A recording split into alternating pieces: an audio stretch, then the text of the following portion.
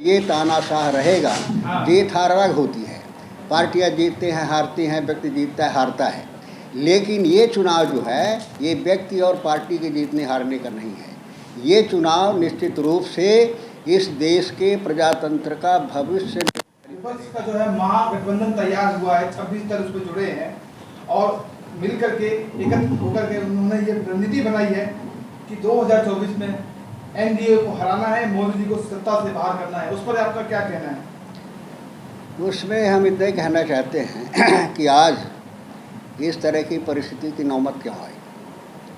आज देश संकट से गुजर रहा है। आज देश के जनता का विश्वास हासिल करके जिन लोगों ने सत्ता की कुर्सी प्राप्त किया, आज वो जनता के दुख दर्द को भूल गए, जनता की समस्याओं को भूल गए, उसे जनता के स्वाभिमान और सम्मान को चलने का प्रयास करने लगे। ऐसे स्थिति में जो हमारे संवैधानिक प्रजातांत्रिक मूल्य हैं, उन मूल्यों पर संकट पैदा हो गया और ऐसा लगने लगा कि अगर ये तानाशाह रहेगा, जीत हार अलग होती है। पार्टियां जीतते हैं हारती हैं, व्यक्ति जीतता है हारता है, लेकिन ये चुनाव जो है ये व्यक्ति और पार्टी के जीतने हारने का नहीं है। ये चुनाव निश्चित रूप से इस देश के प्रजातंत्र का भविष्य निर्धारित करेगा, इस देश के संविधान का भविष्य निर्धारित करेगा। इस देश में संविधान रहेगा या नहीं, इस देश में प्रजातंत्र रहेगा नहीं रहेगा, इस देश में मानवीय मूल्य रहेगा नहीं रहेगा, इस देश में भी गरीब का हक और अधिकार रहेगा कि नहीं रहेगा, इस देश में गरीब के भी स्वाभिमान और सम्मान की कोई कीमत होगी कि नहीं होगी, ये चुनाव भी तय करेगा। इस वजह से, इसी वजह से जो है सारे लोग मिलकर के जो एक विचारधारा वाले हैं कि ये जो तानाशाही विचारधारा है जिस पर देश का अस्तित्व संकट में है, उसके खिलाफ सबको एक हो जाना चाहिए, एक होकर के लड़ना चाहिए। इस संकल्प के आधार पर एकता हुई है और निश्चित रूप से तानाशाह की पराजय होगी। सर, एक कड़वा सवाल ये है कि लगभग 10 साल होने जा रहे हैं तानाशाह सरकार को, तो 10 साल में क्या विपक्ष को इतनी जागरूकता नहीं है कि जिस तरीके से ये कार्रवाई अभी तक चल रही है और हाल ही में मणिपुर का जो कांड आपको देखने को मिल रहा है, क्या उसके बाद ही लोगों की आंखें खुली है? नहीं, आंखें सवाल नहीं दिखे। ऐसा है कि सब चीज़ में जो है एक समय होता है, एक प्रक्रिया होती है जिसके आधार पर आदमी सोचता है कि अब सरकार सुधर जाए, अब इन्हें करे, लेकिन जब अति किसी चीज़ की हो जाती है तब फिर इस तरह के माने निर्णय लेने पड़ते हैं, अपने व्यक्तिगत स्वार्थ को पीछे करना पड़ता है। व्यक्तिगत हित अलग होता है, पार्टी का हित अलग होता है, लेकिन जब देश संकट में आता है तो सारे सस्पेंड हो जाते हैं, देश का सवाल आता है। आज इस देश में मणिपुर के सवाल छोड़ दी, मणिपुर में आप सबने देखा कि किस तरह से नंगा नाच हुआ, किस तरह से हो रहा है और अस्ते दिन होने को आ रहा है। इस सरकार के जूं नहीं रेंग रही है, माने उसके लिए कोई ये समस्या नहीं है। यहाँ मणिपुर जल रहा है, सारे देश की मानवता की चिताएं जल रही हैं और हमारा प्रधानमंत्री जो जनतंत्र के विश्वास पर प्रधानमंत्री बना है, जिसने उनके विश्वास को कायम रखने की कसम खाई थी, आज वो माने गुच्छर्रे उड़ा रहा है, आज विदेशों की यात्रा कर रहा है, विदेशों में सम्मान करा रहा है। इससे बड़ा दुर्भाग्य क्या होगा इस देश का, ये सोचने की जरूरत है। आपको लगता नहीं ये सिर्फ एक छोटा सा ट्रेलर है पूरे भारत को दिखाने के लिए? ये तो ट्रेलर नहीं, इस तरह की ये तो सामने आ गए। इस तरह से हजारों चले जाए, रीवा में चले जाइए, मध्य प्रदेश में चले जाइए, कभी कहीं आदिवासियों के सर पर लूटा जा रहा है, कहीं आदिवासियों को नंगा करके घुमाया जा रहा है, कभी गरीबों को माने पिटाई की जा रही है। माने तानाशाही का माने जंगल राज जिसको कहते हैं वो मध्य प्रदेश में है और ये सरकार बयान देती है, कार्रवाई करने का प्रयास नहीं करती कि किस तरह से उनके हितों की रक्षा हो, किस तरह से हम कानून को मजबूत बनाएं, किस तरह से हम सजा दें, किस तरह की पुनरावृत्ति न हो। इसमें सरकार का इंटरेस्ट नहीं है। सरकार उस चीज़ को बचाने में लगी रहती है कि किसी तरह से जो अपराधी है, आज महिलाओं के साथ में क्या हुआ, जो हमारी पहलवान महिलाएं हैं, क्या हुआ उनके साथ में। इससे बड़ा दुर्भाग्य क्या होगा कि उनकी FIR तक नहीं लिखी गई और FIR लिखने के लिए हमारे न्यायालय को हस्तक्षेप करना पड़ा। न्यायालय के हस्तक्षेप के बाद FIR दर्ज हो, जो एक नागरिक का मौलिक अधिकार है। जांच पड़ताल करो, उसमें क्या है, कार्रवाई की अलग बात है, लेकिन FIR दर्ज करना पाना उसका संवैधानिक अधिकार है। तब इससे बड़ा दुर्भाग्य की बात क्या हो सकती है। तो ये सारे देश में जो नंगा नाच हो रहा है, इसके पीछे यही है कि सत्ता चाहती है कि डर से, भय से, धमका करके किसी भी तरीके से गरीब का विश्वास हमें हासिल करना है। ये गरीब दब जाएगा, गरीब रोटी में बिक जाएगा, ये उनको विश्वास हो गया है। लेकिन उनको इतिहास याद नहीं है कि वही गरीब है जिन्होंने रोटी को लात मार दिया था और अपने स्वाभिमान और सम्मान के लिए आज़ादी की लड़ाई में सीने पर गोलियां खाई थे, फांसी के फंदे पर को चूमे थे, ये वही गरीब है जिसने अपने स्वाभिमान और सम्मान के लिए सब कुछ दांव में लगा सकता है। उसको जो गरीब मानने की कर रहे हैं, भूल कर रहे हैं मोदी जी, जो उसको नासमझ करने की कर रहे हैं, जो उसको धर्मांधता में करने का प्रयास कर रहे हैं, उनकी सबसे बड़ी नासमझी होगी, इसका परिणाम उनको मिलेगा। आपको नहीं लगता कि जो जनता, गरीब जनता अपने नेताओं को बनाती है वोट दे करके, ये सोच करके उनकी सुरक्षा की जाएगी, हितों की सुरक्षा की जाएगी, उनके सभी कार्यकलापों की सुरक्षा की जाएगी, और आज भी देखा जाए तो ऐसे सांसद मौजूद हैं, अगर वो चाहे इस्तीफा अगर एक बार में दे दे तो सरकार अल्पमत में आ सकती है, फिर भी वो आवाज़ उठाने को तैयार क्यों नहीं?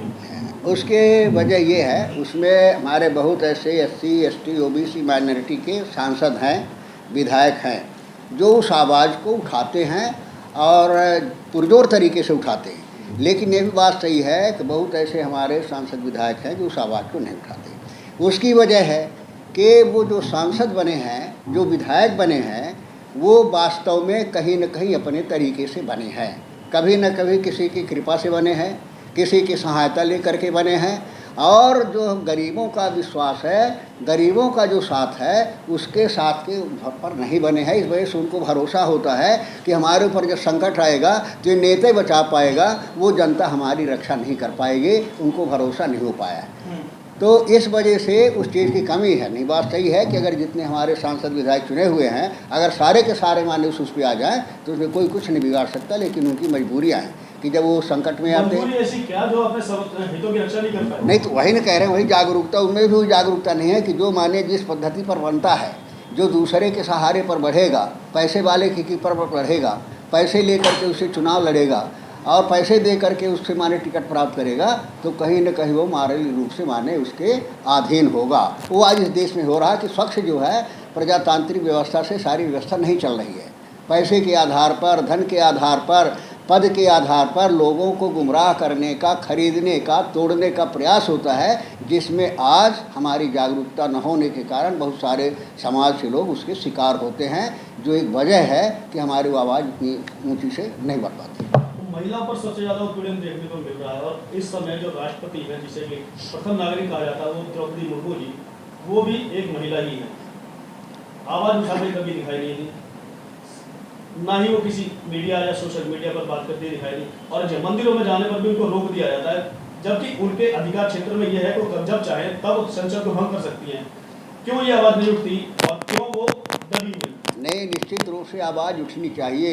वही हमने कहा कि वो आवाज़ जो है उठते नहीं है, कहीं न कहीं अपने कहीं अपने माइंड में, और ये बनाने को भारतीय जनता पार्टी के थनी और करने में यही अंतर है कि बना तो देगी लेकिन मूक बनाएगी, पंगु बनाएगी, जिसकी आवाज़ नहीं हो, जिसका कदम नहीं हो, जिसकी कोई दृष्टि नहीं हो, ऐसे लोगों को बना दे और समाज को आईना दिखाएंगे कि हमने ये पद पर बैठा दिया है। और उस पर मिट्टी के मूर्त बैठाने से क्या मतलब है? उसमें कोई चेतना नहीं है, उसमें कोई करने की क्षमता नहीं है, तो किस काम की है? और यही बना करके जो है वो वोट हासिल करना चाहती, लोगों को गुमराह करती है।